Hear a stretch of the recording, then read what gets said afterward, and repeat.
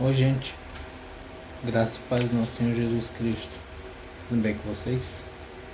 Vamos para o nosso momento com Deus. Vamos orar. Santo Deus, eterno Pai, te louvamos, Senhor, porque Tu és bom e Tua misericórdia dura para sempre, Pai. Te louvamos, meu Pai, porque mesmo nós sendo maus, Pai amado, pecadores, muitas vezes, Senhor, te trocamos, Pai amado. Muitas vezes te deixamos de lado, Senhor. Muitas vezes criamos ídolos em nossos corações, Pai. Mas a cada dia você demonstra que o Senhor tem misericórdia de nós, Pai amado. Mas também que és um Deus justo, verdadeiro, o único Deus que há, Pai amado, o único Deus que há, que sempre houve e sempre haverá, Senhor. Aquele que era, que é e há de vir. Pai, obrigado por essa oportunidade de estar te adorando, Pai amado, estar te cultuando, meu Deus, estar exaltando o teu nome, Pai amado, pois tu mereces toda a honra, toda a glória, todo louvor, toda adoração, Senhor, é para ti, Pai amado. Pai, obrigado por essa oportunidade de espalhar o teu evangelho, Senhor, através da internet, Pai. Senhor, eu te peço, Pai, nos usa para que tua palavra seja cada vez mais conhecida, Senhor. Que tua palavra, Senhor, seja conhecida naqueles lugares que ainda não ouviram do teu evangelho, Senhor. Que tua palavra possa entrar nesses lugares e fazer transformação, Pai. Para que o Senhor tenha adoradores em espírito e em verdade, Pai. Senhor, nos ajude, Pai, nesse devocional que vamos fazer.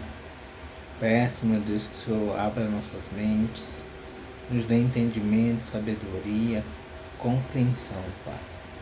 Em nome do teu Filho amado Jesus. Amém. Vamos para o nosso devocional de Spurgeon.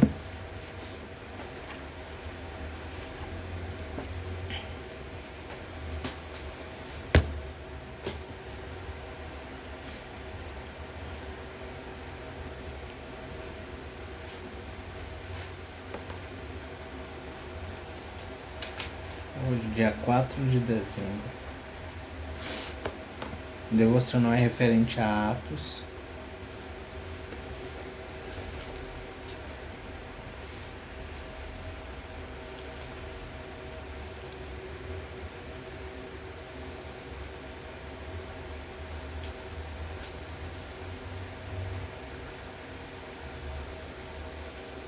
Atos capítulo 18.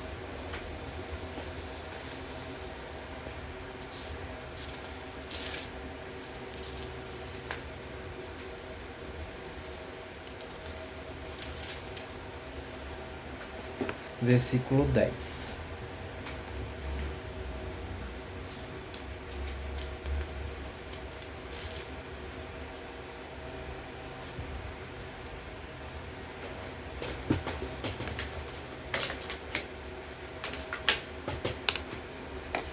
Nós vamos ler do versículo 1 até o versículo 10, tá bom? De Atos 18, que diz assim: em Corinto.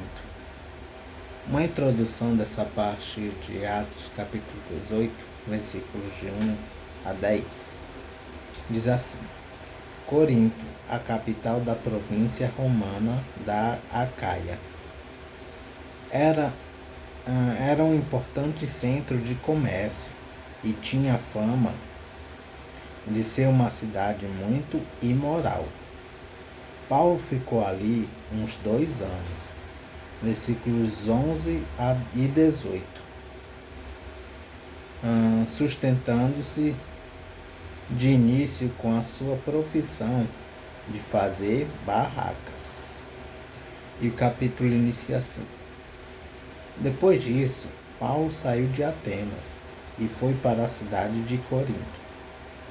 Encontrou ali um judeu chamado Áquila, que era da província do Ponto. Fazia pouco tempo que ele tinha chegado da Itália com Priscila, a sua esposa. Eles tinham saído de lá porque o imperador Cláudio havia mandado que todos os judeus fossem embora de Roma. Paulo foi visitá-lo e acabou ficando ali para trabalhar com eles, porque a profissão de Paulo e a deles era a mesma, isto é, fazer barracas. E todos os sábados ele falava na sinagoga e procurava convencer os judeus e os não-judeus. Depois que Silas e Timóteo chegaram da província da Macedônia, Paulo começou a dar todo o seu tempo para anunciar a mensagem. Ele afirmava aos judeus que Jesus é o Messias, mas alguns deles ficaram contra Paulo e o xingaram. Então, em sinal de protesto, ele sacudiu o pó das suas roupas e disse: Se vocês se perderem, os culpados serão vocês mesmos. A responsabilidade não será minha.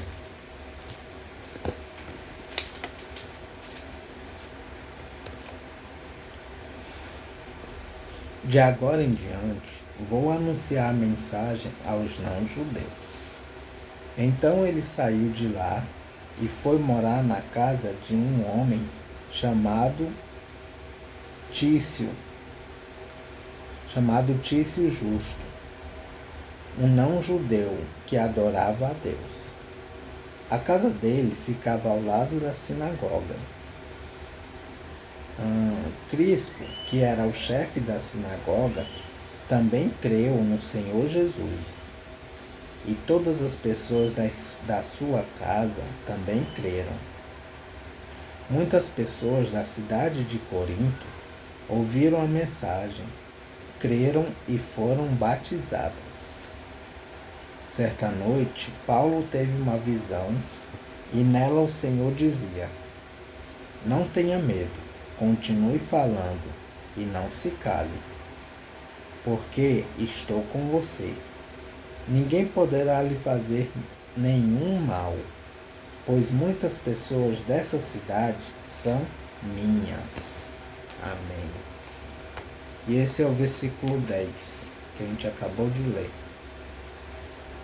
Porque eu estou com você.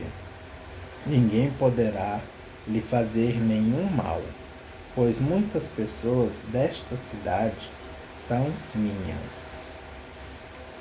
E Spurgeon diz assim: isto deveria ser um grande encorajamento para tentar fazer o bem, considerando que Deus tem entre os mais vis dos vis, os mais libertos e bêbados,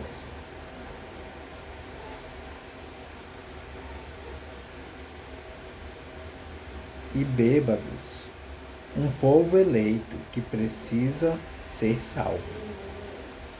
Quando leva a palavra a eles, você o faz porque Deus ordenou que fosse o mensageiro da vida para as suas almas, e eles precisam receber essa mensagem, para que assim o decreto da predestinação se cumpra. Eles são tão redimidos pelo sangue quanto os santos diante do trono eterno. São propriedade de Cristo e talvez sejam amantes da boemia e odeiem a santidade. Mas se Jesus Cristo os comprou, Ele os terá. Deus não é infiel para esquecer o preço que seu filho pagou. Ele não sofreu efetuando a substituição para que ela se torne, em qualquer caso, algo ineficaz ou morto. Dezenas de milhares de redimidos ainda não foram regenerados, mas precisam ser. E este é nosso consolo. Quando vamos até eles com a palavra vivificadora de Deus. Não somente isso, esses incrédulos são mencionados por Cristo em suas orações diante do trono. Não rogo somente por estes, disse o grande intercessor, mas também por aqueles que vieram a crer em mim, por intermédio da sua palavra. Pobres almas ignorantes, nada sabem sobre orar por si mesmas, mas Jesus ora por elas. Seus nomes estão em seu peitoral, e em breve curvarão seus joelhos obstinados, suspirando a penitência diante do trono da graça. Não era tempo de figos. O momento predestinado ainda não chegou, mas quando chegar, eles obedecerão. Pois Deus terá os seus. Eles terão que obedecer, pois ao Espírito não se deve resistir quando ele vem com plenitude de poder. Eles precisam tornar-se servos dispostos do Deus vivo.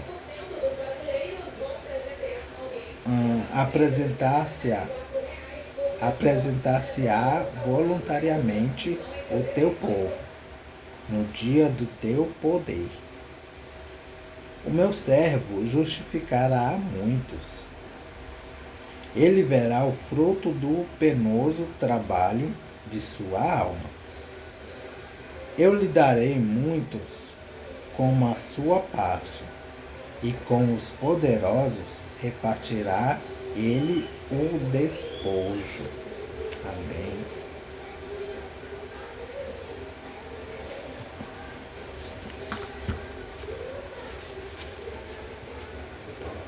Vamos para a leitura em Salmos.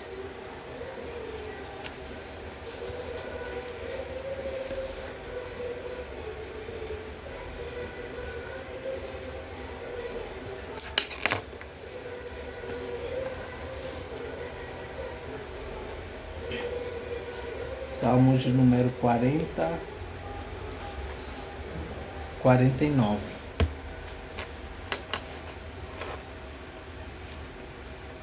Ninguém escapa da morte. Uma introdução desse salmo diz assim: Salmo de sabedoria. Introdução, referência. Introdução do Salmo 3, versículo 6. A respeito da insensatez de confiar nas riquezas como fonte de felicidade e segurança. Primeiro, atenção para os provérbios do salmista, versículos 1 a 4. Segundo, as riquezas não impedem que a pessoa morra, versículos 5 a 9. Terceiro, ninguém escapa da morte, versículos 10 a 12. Quarto, o fim dos que confiam nas riquezas e dos que confiam em o fim dos que confiam nas riquezas e dos que confiam em Deus. Versículos 13 a 15. Quinto, de novo, as riquezas não impedem a morte de ninguém. Versículos 16 a 20. E também Salmo 37, versículo 73. Aliás, Salmos 37 e Salmo 73. E os Salmos inicia assim: Salmo do regente, Salmo do grupo de Corá, ao regente do coro. Povos, escutem bem isto. Ouçam todos os moradores do mundo, tanto os poderosos como os humildes, tanto os ricos como os pobres. Os meus pensamentos serão claros. Falarei palavras de sabedoria. Vou dar atenção aos provérbios, e enquanto toco a minha lira, vou explicá-los. Eu não sinto medo nas horas de perigo, quando os meus inimigos me cercam. Esses perversos confiam nas suas riquezas e se orgulham das suas grandes fortunas. Mas ninguém pode salvar a si mesmo, nem pagar a Deus o preço da sua vida. Pois não há dinheiro que pague a vida de alguém, por mais dinheiro que uma pessoa tenha. Isso não garante que ela nunca vá morrer, que ela vá viver para sempre. Todo mundo vê que até os sábios morrem, e morrem também os tolos e os ignorantes. E todos deixam as suas riquezas para os outros. As suas sepulturas são os seus lares perpétuos, onde eles ficarão para sempre. Ainda que tenham possuído muitas terras, o ser humano, por mais importante que seja, não pode escapar da morte. Como os animais morrem, eles também morrem. Reparem no que acontece com os que confiam em si mesmos. Vejam o fim daqueles que estão satisfeitos com as suas riquezas. O pastor deles, a morte, os leva, e eles são condenados a morrer como se fossem ovelhas. De manhã, as pessoas corretas os vencerão. Os corpos deles apodrecerão na sepultura, longe dos seus lares.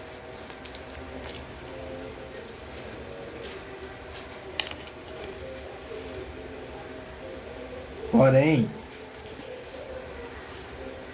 Deus me livrará do poder da morte, pois ele me receberá.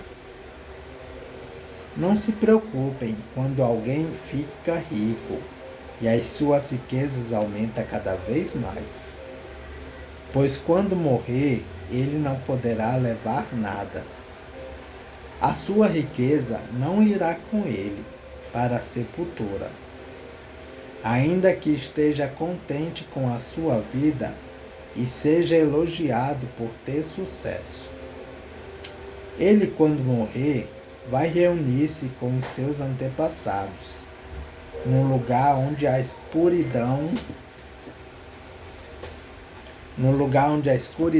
dura para sempre. O ser humano, por mais importante que seja, não pode escapar da morte. Como os animais morrem, ele também morre. Vamos para alguns comentários e referências do Salmo 49. Salmo 49, título hebraico: Referência a Salmo 42 e 43. Salmo 49, versículo 1. Povos moradores do mundo. Os ensinamentos desse salmo se destinam a todas as pessoas. Salmo 49, versículo 4. Provérbios. São ditos populares que revelam a sabedoria dos antigos mestres israelitas. Referência: Salmo 78, versículo 1. Eles não tratam de teorias, mas de assuntos práticos da vida diária das pessoas. Referência: Provérbios, introdução. Enquanto toco a minha lira. O salmista, inspirado pela música, recebe e transmite os seus ensinamentos. Referências: 2 Reis, capítulo 3, versículos 14 a 15. Salmo 49, versículo 7. Salvar. Comprar a vida eterna. Referência versículo 8 do Salmo 49. Salmo 49, versículo 10. Até os sábios morrem. Referência: Eclesiastes, capítulo 2, versículo 16. Salmo 49, versículo 11. As suas sepulturas. Segundo algumas versões antigas, o texto hebraico traz os pensamentos íntimos deles. Salmo 49, versículo 12. Como os animais morrem, ele também morre. Referências: versículo 20 do Salmo 49 e Eclesiastes, capítulo 3, versículo 19. Eclesiastes, capítulo 40, Salmos 49, versículo 13. O fim daqueles. Segundo uma versão antiga, o texto hebraico traz, depois deles. Salmo 49, versículo 14. De manhã, as pessoas corretas os vencerão. Aqui traduziu-se ao pé da letra o texto hebraico que não é claro.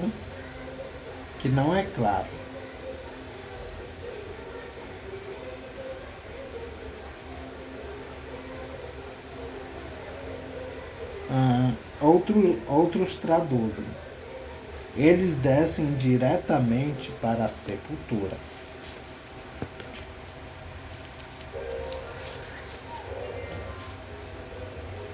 Salmos de número 49, versículo 15. Porém, Deus me receberá. O salmista parece estar dizendo que Deus o levará para a sua presença, como aconteceu com Enoque e com Elias. Referências: Gênesis, capítulo 5, versículo 24, 2 Reis, capítulo 2, versículos 11 a 12, e Salmos de número 73, versículo 24. Salmos de número 49, versículo 17. Não poderá levar nada. Referências: Jó, capítulo 1, versículo 21, Eclesiastes, capítulo 5, versículo 15 Lucas, capítulo 12, versículos 13 a 21. E 1 Timóteo, capítulo 6, versículo 7. Salmo, e por fim, Salmo de número 49, versículo 19. Reunir-se com os seus antepassados. Referências: Gênesis, capítulo 15, versículo 15, e capítulo 25, versículo 8, e capítulo 47 de Gênesis, versículo 30. Escuridão. No mundo dos mortos. Referência: Salmos de número 6, versículo 5. E é isso, gente. Salmos de número 49. Que Deus os abençoe.